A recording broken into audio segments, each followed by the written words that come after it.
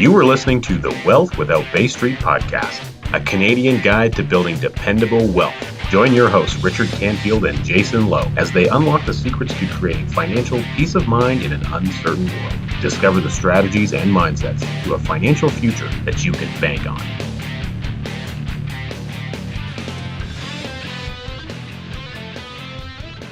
Okay. All right. Welcome to another episode of Wealth Without Bay Street. And I'm your host, Jason Lowe. And we've got Richard Canfield here, and joining us today on the Zoom, our friend, the amazing, one of the smartest guys I know, Bob Murphy. Bob is the host of numerous podcasts. He has, of course, the Bob Murphy podcast, a phenomenal show I would encourage everyone to check out. He is also co-hosting with Carlos Lara on the Lara Murphy show, which is lara-murphy.com. You can access everything there.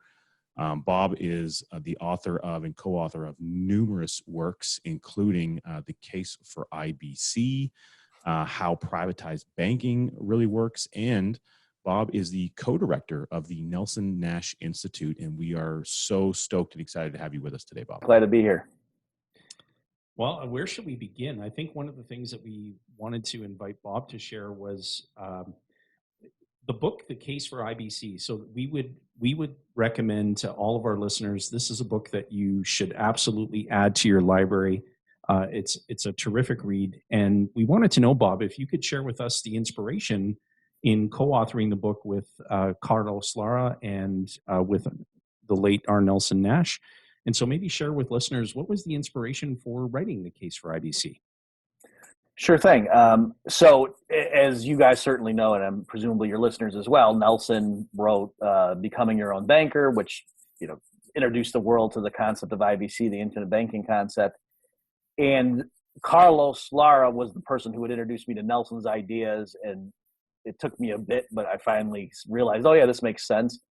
I was a professional economist, and so it took me a bit to sort of translate what Nelson was saying into my framework. But once I did, I realized, yeah, this just checks out to me. And I, became an IBC person myself.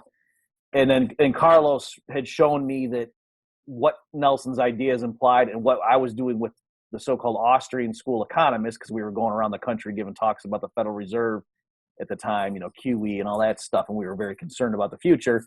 And Carlos showed me that, look at everybody who implements IBC is helping contain this problem that you Austrians are talking about. And so that's what made Carlos and me decide to write our own book, How Privatized Banking Really Works. And then we started going around with Nelson and doing a seminar for the general public on IBC. It's sort of like a crash course. Even if you have no prior knowledge, come on to this seminar that we're doing at the local hotel or whatever. And it was like, it varied. It evolved over time, but it ended up being about 4 hours long with a lunch break. And so we would just give a crash course. I would give an outline of the economy and what the Fed was doing, how to read life insurance illustrations. Nelson, of course, would explain, what does it mean to become your own banker? How did he discover IBC? Carlos would give his input in terms of a business owner managing cash flows and so forth, and various legislative milestones involved in the financial sector and what happened with the tax treatment of whole life policies, all things like that. And at one point I realized, probably like a year and a half after we had been taking this show on the road and going around, I was like, guys, there's a lot that we present in the seminar for the public that's not in any of our writings. It's stuff that we kind of developed and refined over time based on, reactions from crowds and things, like realizing like what some of the misconceptions were, things like that. And in particular, like I had a whole series of objections to IBC, this is too good to be true. And then I went through a bullet point and, had 5 or 6 objections that I dealt with. And a lot of people were saying, oh, wow, until you put it that way, Bob, I knew what Nelson's point was, but, my buddy in the water cooler was telling me these objections. And then when you just said that, it finally hit me. Right. So that's what the case for IBC was. It was basically codifying the presentation, the live presentation we had been giving to the public for, I think, like a year and a half, 2 years or so at that point, because I realized we're saying a lot of stuff in these seminars that isn't written down anywhere. So why don't we go ahead and put this in book form? It's such a great read. We can't recommend the book enough. And I mean, I appreciate that, but I should also stress too that it's not intended to replace becoming your own banker. But yeah, of course. Yeah. And hand in hand and in tandem, though, it's like the as Jason Rink said on one of our podcasts, it's the 1-2 punch for your education process on IBC. Yeah, completely. And what I guess are some of the key messages that you want readers to take away from the book, Bob? Okay, sure. So, like I said, since it's not intended as a replacement for Nelson's book, I'll mention things that I made sure ended up in the case for IBC that would supplement things that might not have been spelled out as precisely in Nelson's book, or that some readers were confused after still having read Nelson. So one thing is we have a whole series of objections. Hey, I thought you're supposed to buy term and invest the difference. Isn't that the standard life? So I went through and because I handled that part and just explained. So real briefly for your audience, there's glib. So let me back up a second. It's not the case that I'm saying no one should ever buy a term policy. There's plenty of cases. I mean, I have term insurance, from when I was younger, and it still makes sense to keep that thing in force while that particular policy is still going. But the people who are trying to convince their listeners that getting a permanent life insurance policy, which would include the kind that Nelson recommends for IBC, that's just a no-brainer. Like, that's so stupid. Who would possibly do that? And they have these quick glib demonstrations showing that, oh yeah, the money you would save if you instead get a term policy of the same death benefit, just put that in a mutual fund or something. And then over time, that's going to grow more than the internal rate of return on your whole life policy's cash value. So it is an investment vehicle is better. And if you happen to die, well then, you get the death benefit. So your death coverage is the same. So in their mind, they've covered both bases, and, only a shyster could possibly want you to do this. Again, they weren't just narrowly focusing on IBC, but just in general, people pushing life insurance, that has an accumulating cash value component to it. So what I did is just go through and show all the different ways that those comparisons that seem to be head-to-head are actually not head-to-head at all. They're apples to oranges. And so that doesn't prove that it's a good idea to buy, a whole life policy, but it does show you really shouldn't be taking advice on this issue from people who don't know what they're talking about. So right. Just real quickly, some of the differences. The standard demonstrations, when they show, the same death benefit coverage, it's for a term policy that eventually expires, whether it's a 20-year or a 30-year term policy, whereas, as the name suggests, a whole life policy is in force for your whole life. So obviously one huge difference between, person A who takes the one bit of advice and person B who takes the other is that once the term policy expires, the person who, was investing the difference in the mutual fund, now they have a nice little mutual fund with a decent balance sitting there, but they have no life insurance because now they could have developed a condition in the interim and literally are uninsurable, or just because they're 30 years older, now the term policy rates are much higher, even if they're in perfect health. And maybe at some point they might say, this is kind of crazy. I'm just going to let that lapse. Right. And so, or not lapse, but, not roll it over for a new policy. So that right there shows these are not the same thing. And so if you die during the term of that term policy and get the death benefit, then okay, you can plausibly argue it's the same thing. But clearly, once that expires, no, it's totally different animals. Another huge difference is when they're trying to show that, just put your money in a mutual fund and look at the historical returns, that's going to kill what you're going to earn, in your cash value of your permanent. Well, they're typically looking at the mutual fund that is heavily exposed to equity markets. Right. And so, what that reduces to saying is if you put your money in the stock market, the mean rate of return over a 20-year period is probably higher than what you're going to earn in, fixed income. And that's a true statement, but that doesn't mean you're stupid if you buy bonds and, only an idiot, but you know what I mean? Like, obviously, because there's a difference in risk and volatility that of course the rate of return on, fixed income is much more dependable. And of course, in a whole life policy, the cash value, once it goes up, it doesn't go down. Your 401k, or I know you guys don't have 401ks, but your retirement vehicle that's invested in the stock market or, heavily exposed to it, it can go up and down. I mean, as this last week just demonstrates, as we're recording here, we had the worst week, at least in the United States markets, since 2008.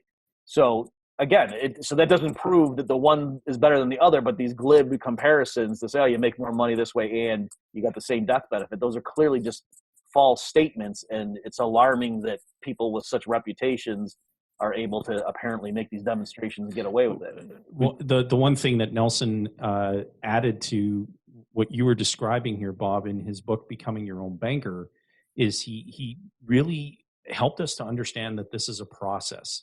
It's not a product. And the process of becoming your own banker is not about addressing the yield of an investment or a function of rates. It's all about how you finance the things that you need throughout your lifetime, which can certainly include investments. Right. But I see the comparison, and you do too, Bob, and Richard as well.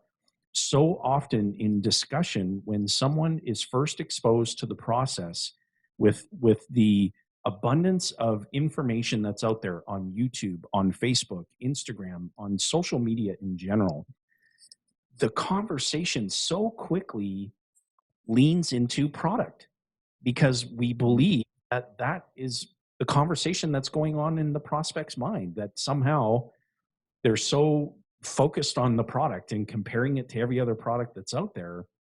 And it just doesn't matter if you don't understand that you have a problem, which is that you're not in control of the banking function as it relates to your needs. And when you look out there, Bob, at the information that's being communicated to people about this concept of becoming your own banker, the infinite banking concept, what are some things that you're seeing out there that are just incorrect, aside from the comparisons of, well, you should buy term and invest the difference, or you should have a whole life policy? No conversation whatsoever about the process of becoming your own banker. It's all about product comparison. Or the control of liquidity and capital accessibility. It doesn't enter the conversation either. Yeah, because we're seeing some things that are really frustrating from the vantage point of wanting to make sure that this message is being communicated properly to the general public. And that gave rise to the Nelson Nash Institute, which we're going to have Bob expand on. But before we do that, Bob, like, what are some things that you're seeing, the information out there that's just incorrect? I do want to come back to that, Jason. That's a great question. Let me just connect with what you're saying with the process versus, the product. Another example of that, and something that we cover in the case for IBC, is I'll have a lot of people who, because of my warnings about what the Federal Reserve has been doing and so on, they'll say, okay, yeah, you've convinced me, Murphy, and your other stuff, presentations or writings, that asset prices are way overvalued and blah, blah, blah. Maybe the dollar long-term is in trouble.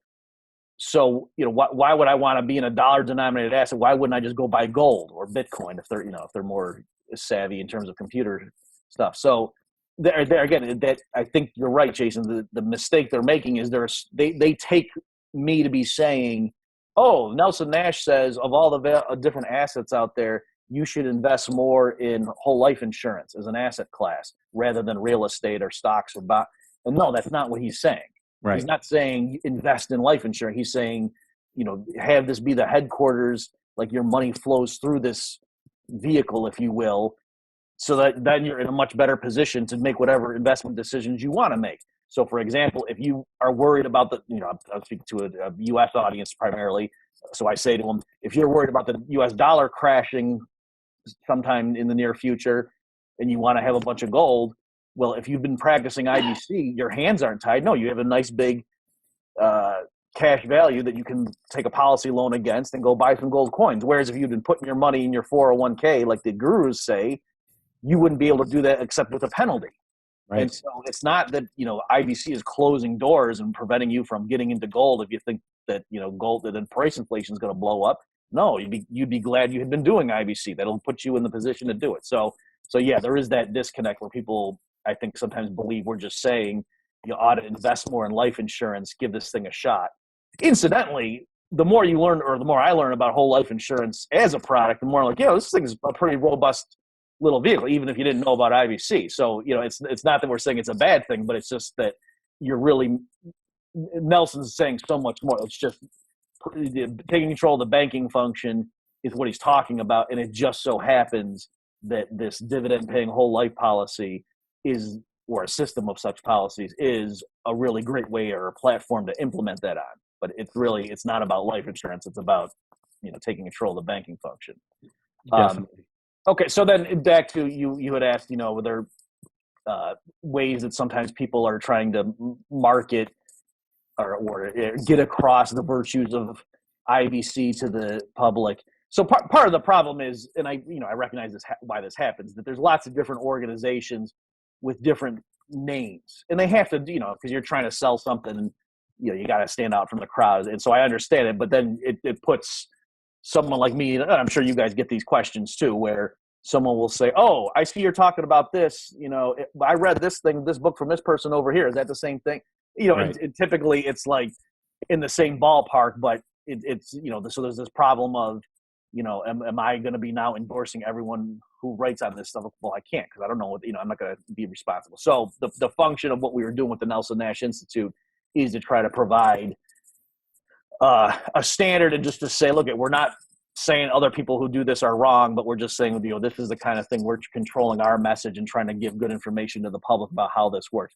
So, for example, this is pretty basic stuff, but since you asked, in some expositions, people will describe this as like, oh, you're setting up your bank, and then you're going to make a deposit, and this year, and then you're taking this up, and then you're going to borrow money out of your bank and go buy a car, and then you're going to pay yourself. And so that language, I think, the people aren't trying to deliberately mislead, I think, but in some cases, the novice, person from the public hearing that kind of talk might not realize that, wait a minute, I'm buying a life insurance policy. So clearly, Right. You got to be sure they get that you're buying a life insurance, but we use banking in the generic sense of managing cash flows. It's not literally or legally a depository institution, obviously. Right. When you're borrowing money, typically what that means is you're taking out a policy loan with your cash surrender value as the collateral. You're not taking anything out of the policy. I think it's more useful to think of it as your policy's over here chugging along like it always was, and then next to it, the insurance company is giving you a loan side by side, that has a lien now on that policy that's still chugging along. Right. That's a much safer way. Just like if you took out a home equity loan on your house, it's not that all of us, you didn't knock out the dining room in your home. Your house is still sitting, right? It still makes sense to say, what's the market price of my house? The value, if the real estate market's going up, your house keeps going up in value. But did you guys feel the breeze coming through the dining room? Yeah. Wow. But the mortgage you have at the bank against it is a lien against that, right? But it's not that in any way you literally took something out of your house, even though people might metaphorically or loosely say, "Oh yeah, we to refinance these debts over here, we took out some of the equity in our home and did that." You know what the person means by that, but strictly speaking, the house is still sitting there. It's worth whatever it is if you sold it. The Right. fact that there's a bank that has a lien against it doesn't affect the market price of your house. It just means how much you'd have net if you decided to sell it. So that's really a better way to think about what's going on with borrowing against your policy. The last thing I'll mention, then if you guys want to prod me, we can go further into some of this stuff or different ones. But I've been concerned sometimes the way it's presented to the public is they'll say, there's different ways of buying, a car or something, and depending on the presentation or the way to try to get the person's interest, it might come off like the person's saying, you've got your money working in the life insurance policy, and then you can take it and go buy a car with it too, and it's doing two things at once, and it might look like that it gets free money when, well, no, if you borrow against the life insurance policy, there is an interest rate the life insurance company charges you.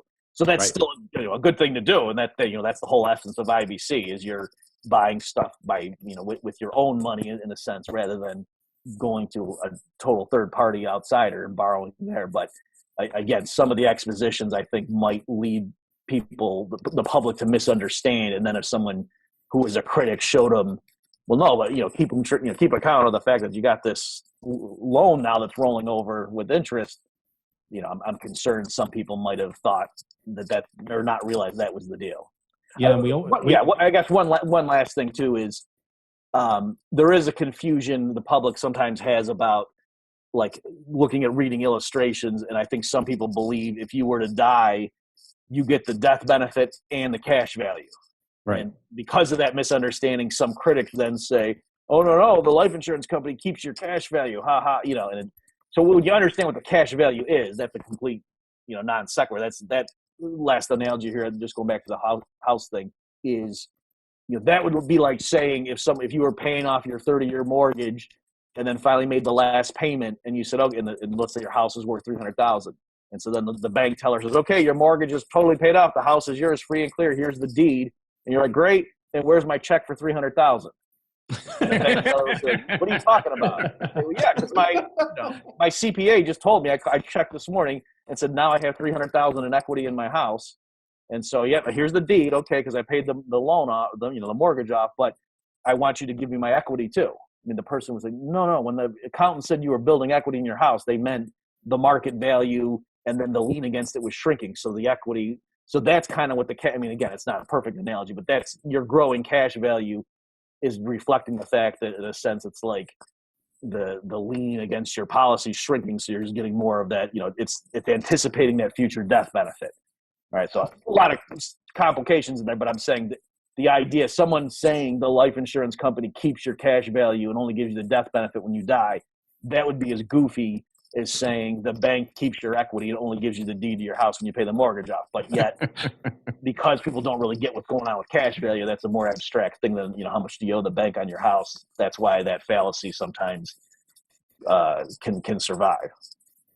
Well, I think that this is a testament to why, the Nelson Nash Institute, the Authorized Infinite Banking Practitioner Program, the importance of the general public, people who are listening to this podcast, to make sure that if you're exploring this process, that you get in touch with an experienced authorized infinite banking practitioner with the Nelson Nash Institute, because if that practitioner is staying in tune with everything that's being communicated forward from professionals like Bob, from Carlos Lara, from a number of experienced practitioners who know how to deliver this message properly to the general public, then you're in a much better position to implement it properly, because there are ways to do this improperly, and far too many to discuss in one episode of a podcast. But Bob, would you be kind enough just to share the what gave rise to the Nelson Nash Institute, and maybe share with our listeners, the importance of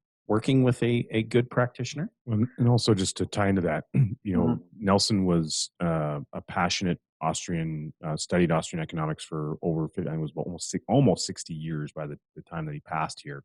And so it was critically integral to him that someone like yourself, who was an Austrian economist that had a really strong ties to that Austrian community and were actively promoting the mindsets around personal financial accountability through the Austrian mechanics, was involved in this methodology and able to kind of take that out to a wider marketplace. So maybe also tie in just, Nelson's thoughts on the Austrian school and why that was so integral to him. Sure. Before I forget on that, Nelson used to say that, we'd be presenting at conferences and whatnot, or, events, and he would say something along the lines of, I've been studying Austrian economics for 57 years, longer than Bob Murphy has been alive. And then I would get up to the microphone and say, not only has Nelson known Austrian economics longer than I've been alive, my dad didn't even like girls by the time, when Nelson was starting. So it's really back.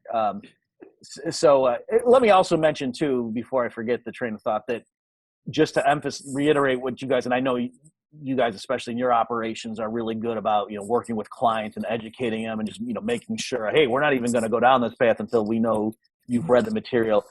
Because I'm still amazed. I'll get emails from people saying, hey, yeah, Bob, can you explain? Like I have some from the other day, some guy emailed me and was, saying, yeah, I have 2 IBC policies, and I'm wondering, I see someone else over here who was not part of our organization has a thing online about you can augment these things like with a term writer and a PUA. It was pretty basic. And I was like, well, gee, you got to go read our book, The Case for IBC. Yeah, we spell it out there. He goes, yeah, I have the book. And it was stuff like that where, I hadn't been directly working with the guy, and I don't know, I think he probably got some other life insurance person who wasn't out of our program maybe to set those initial policies up, because obviously our people would have, talked about those different features. But my point just being that, just because, like, I've had people who listen to the podcast and then ask me the really basic questions, so it's just showing repetition. This stuff is difficult. It took me a while to absorb it, and I'm always still learning. As you guys, I'm sure, would attest, every time we get together with other people affiliated with the Institute, everybody learns from each other. So this is clearly, stuff that's constantly evolving. And so, sometimes I forget that people out there in the general public, if they're not even constantly immersed in this, they might miss something, and so it's good to have repetition. As far as how the institute get formed, so real quickly, the backstory was I went down to Birmingham eventually when Carlos introduced me to the book, and then David Stearns, who was running the IBC think tank, had me come down as a guest speaker, just in my capacity as an Austrian economist, give an update on the economy or something. And that's where I saw for the first time, I saw a portion of Nelson's seminar for the public, and then I saw the IBC think tank.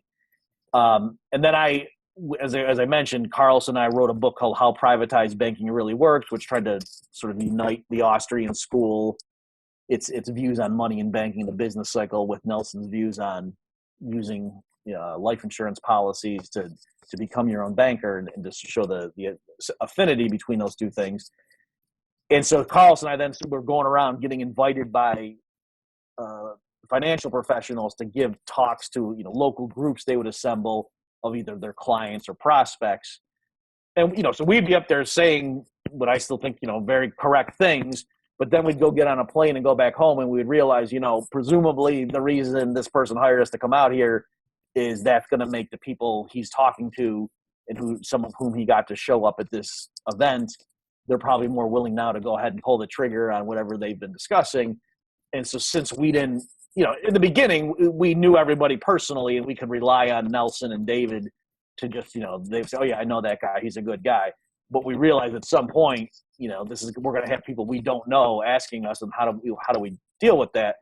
And so eventually the solution we came up with was, the Nelson Nash Institute and the authorized IBC practitioner training program, so that people go through, they watch the videos, they read the manual, they take a test, and then only so when we're pointing the public to people, it's the graduates of our program, so we can say we know these people have passed the test in terms of just quizzing them on how would Nelson Nash say you should design policies, and they also signed an agreement with us that anybody from the public that we're funneling to them through our channels, if they say we want a Nelson Nash or an IBC policy, it's got to be a dividend-paying whole life policy. Yeah. Because I do know, because you asked me before, Jason, I know there are some people out there who are trying to do IBC with different types of insurance policies, and that was something that Nelson was really against, and I think with good reason. And then, Richard, so you asked about the Austrian connection. So yeah, Nelson had always been a big fan of the Austrian School of Economics. Nelson was very passionate about his belief in the free market economy, and was very skeptical of government intervention, and so that dovetailed nicely with the IBC view of sort of seceding from this existing system, and just taking care of your own finances yourself. So there is that great symmetry there, that as the Federal Reserve and the banking Wall Street, or your Bay Street nexus, is continuing to inflate and do all sorts of damage, that here's this conservative, independent vehicle that you can use to sort of free yourself from the tentacles of this system that kind of ensnares people. So that all fits together. And like I say, the thing that really crystallized it was when Carlos was the one to point out that it's not just that Nelson likes the Austrians and the IBC is great, but that literally each household or business owner that implements IBC is one fewer person now contributing to the problem. Because in the Austrian story of what causes the business cycle, it's the banking system inflates the money supply, and that pushes down interest rates artificially low, and that's what sets off the unsustainable boom. So the fewer people that are participating in getting loans from commercial banks, that minimizes the problem. And that's why it's so integral and important that the institutions that we're working with to set up these policies through their participating accounts are a non-inflationary oriented system, versus in the commercial banking sector, deposit-taking commercial banks, where they have the fractional reserve capacity. Is that correct? Yeah, exactly. So, what you said is perfectly fine. Let me just paraphrase. So it's commercial banks right now, in the U.S., Canada, Europe, major industrialized economies, the way they work, they engage in what's called fractional reserve banking. And so, as I'm sure your viewers all know, if you go and you have $100 in currency, pieces of paper, and you deposit it into your commercial bank checking account, your ATM balance, your electronic balance, if you check it, in the ATM or on your computer or something, goes up by $100. So you think, I have $100 more in my account now. But the bank doesn't keep that all physically in the vault. They, of course, can lend a bunch of that out. And so the person that, let's say they lend 90 of it out. So if they lend 90 out to somebody else, well, that person now thinks he's got 90 extra dollars than he had before he took out the loan, right? He can look at it. I got it right here in my hand. Yeah. And so because of that, there's a genuine sense in which the bank, through that transaction or that behavior, just increased the amount of dollars in Canada by 90. And so the point is, a life insurance company, if instead you put $100 into your life insurance policies, and then and then someone else wants to borrow it, it's not nearly it's not the same process, right? The life insurance company needs to have the money to be able to give it to someone else, and in the community at large, people don't accept claims on the life insurance company the way they accept claims on banks. And that's really the central thing, is that the reason banks, commercial banks, can get away with this and it's so distortionary is because claims on banks are treated by the community as largely being equivalent to actual money. So if you go into the grocery store and the bill at the register is $50, you can pay with actual currency, or you can take your card and swipe it. And what that is saying, my bank owes me $300 because I have $300 in my checking account, and now it's only going to owe me $250, and it'll owe you $50 of it instead. That's really what's happening when you swipe the thing. It's who the bank owes that money to. Now some of it gets diverted to the grocery store. But that's literally not the same thing as them having a $50 bill, right? It's just they have a claim technically on that bank, but they're willing to accept that at par because they view the bank as being good for it.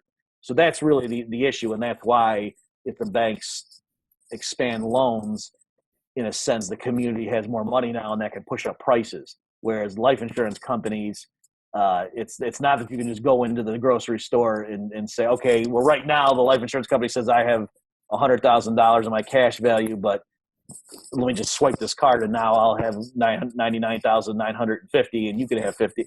Like, they'll say, what are you talking about? No, that's not, that's not a valid form of payment here, is what they would say. They wouldn't even know what you were talking about. So because of that, that's why life insurance policy loans are not the same thing as money, and why when you take out a loan, to buy a new car, you take out a policy loan, that's not inflating the number of dollars in Canada in the same way that a commercial bank, if it grants you a loan to go buy a car, is inflating the number of dollars in Canada. That was such a great example to walk through. Cool analogy. Yeah, really, really good. And you got to do that at Think Tank next year. That's really cool. Bob, one of the things that we get asked, especially with people who connect with us by listening to your podcast, that you and Carlos do, one of the things that people want to know occasionally is, so what is your view on the economy presently?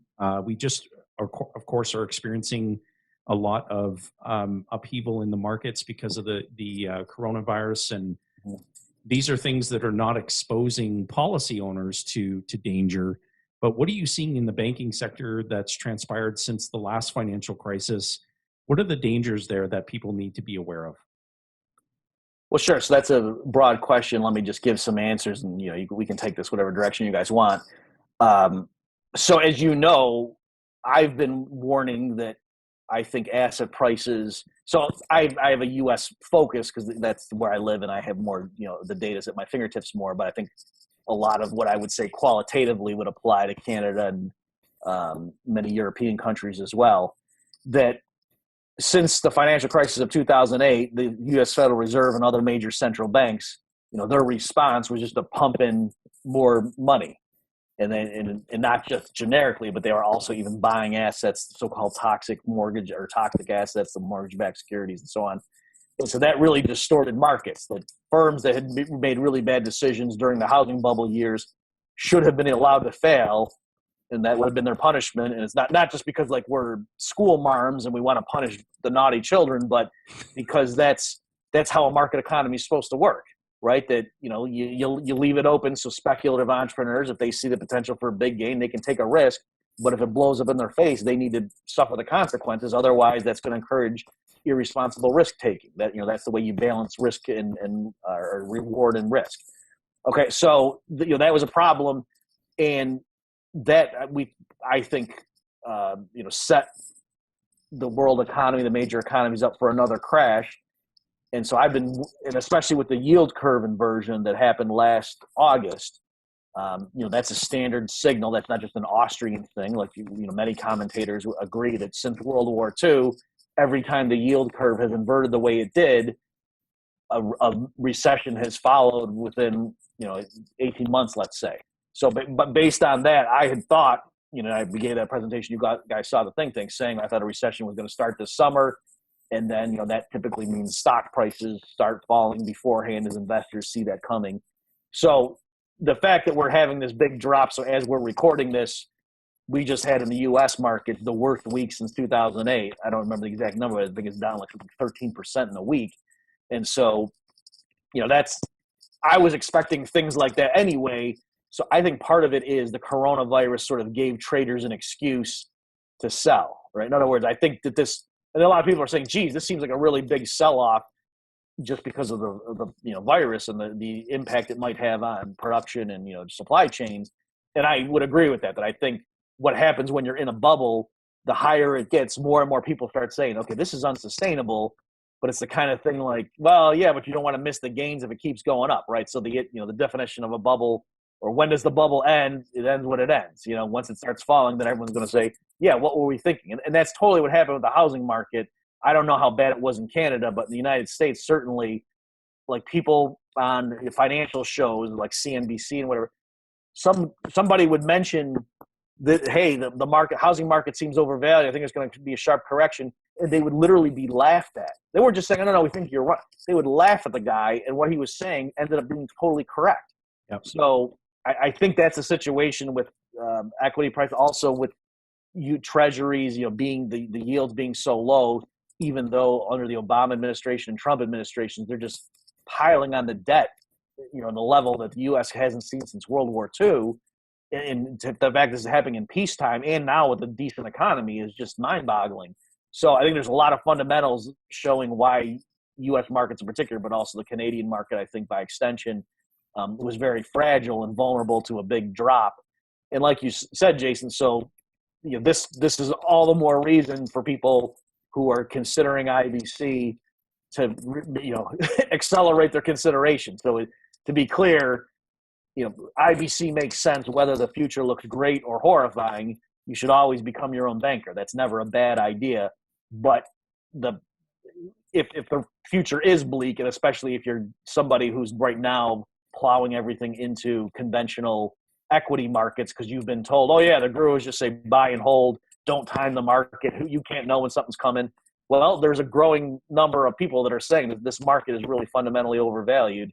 And, maybe they're wrong, but I think their arguments make a lot of sense. And so in that environment in particular, it would definitely make sense, I think, to really begin IBC aggressively if you're considering it. So while this massive drop just happened that you identified, and again, there's correlation to what's going on with the coronavirus here presently at the time of this recording, and it is having that huge impact on the markets. There's other things impacting it, as you identified. Mm-hmm. What's from an economist perspective, with someone who is, say, practicing and implementing the IBC concept, utilizing the vehicle, as you identified, using dividend-paying whole life, talk a little bit about the insulation that they have in relationship to those markets and why they're receiving some of that insulated risk component relative to those huge market drops and that volatility that we're seeing in the typical marketplace. Okay, sure, yeah. And that's one of the things, I think, Jason, you had asked me originally, what kind of stuff's in the case for IBC. So yeah, that's one of the things we covered in there that Nelson didn't explicitly address in his book, was just to say, well, how safe are these life insurance companies? You're in all other regs, you're worried about how the economy is going to crash.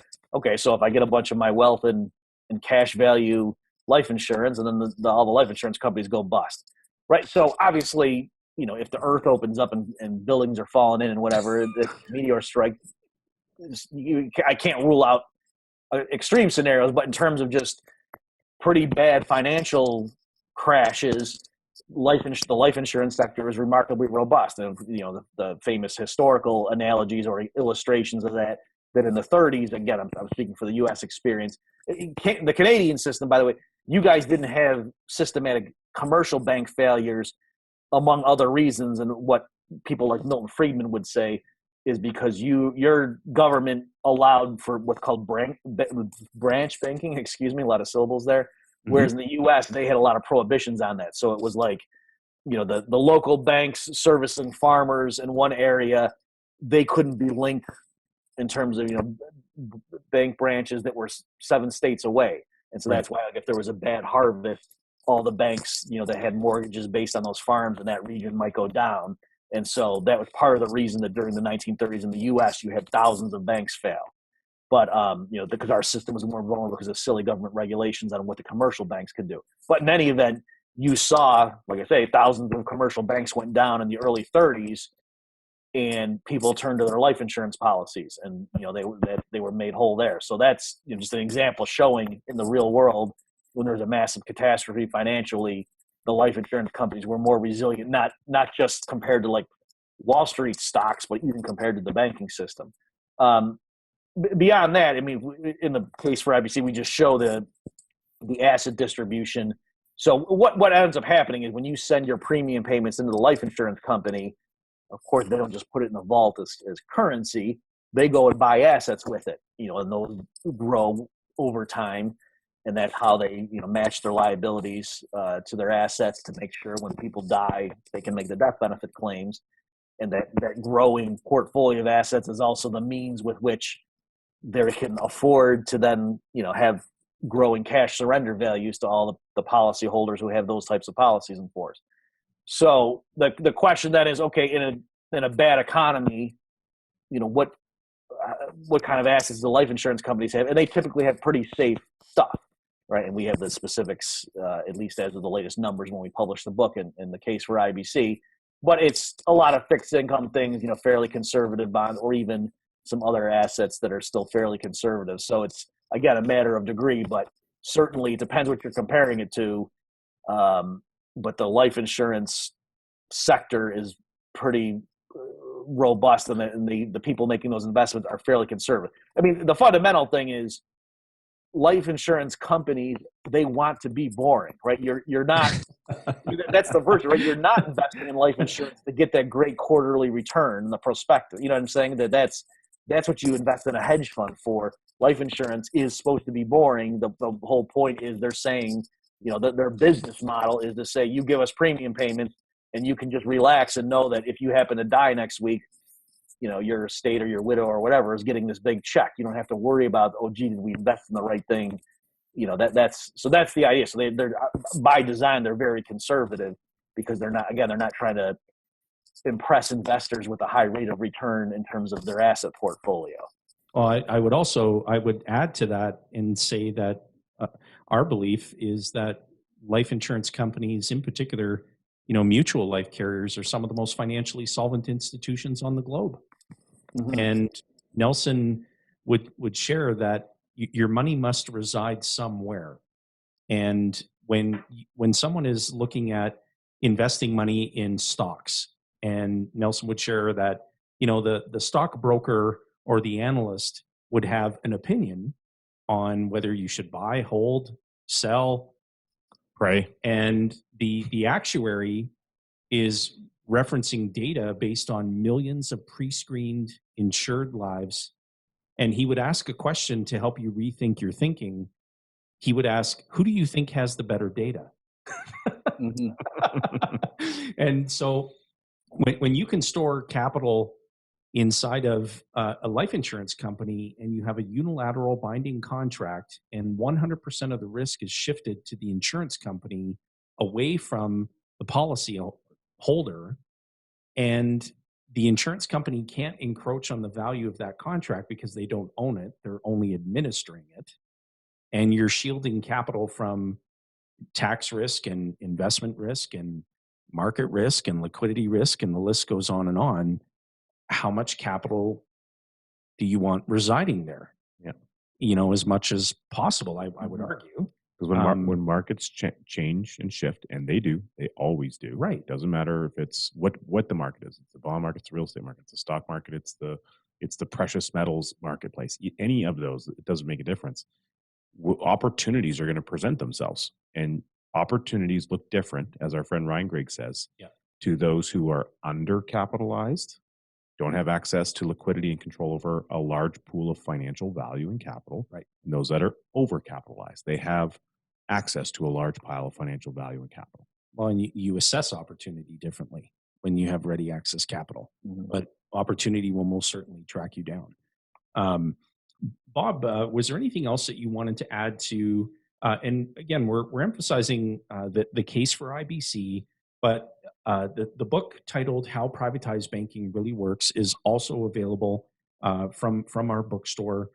These reading materials, they will provide you with an abundance of clarity on this process. And it goes without saying, to have Nelson Nash's book, Becoming Your Own Banker, is really the foundation, I guess, if you will, on this process as he developed it and founded it. And he would always ask us a question: how long do you think a skyscraper would stand on a weak foundation? So I think what we really, really want to express to our listeners is that we're going to include in our show notes a variety of different methods that you can tune into and read and listen to some of the material that Bob and Carlos Lara put out there for the general public. And all of it is valuable. It's incredible. There's some unbelievable content there. I reference it frequently. I tune into Bob's podcasts. I love them. I think they're fantastic. Not only is he a ridiculously smart individual, he's also quite entertaining. And if you ever have a chance to watch Bob perform in karaoke, you have an incredible opportunity there. I'm wondering why we didn't do that this past think tank. Now, I think it's because I'm too old. But yeah, I was in bed by like 9 o'clock on one of the nights.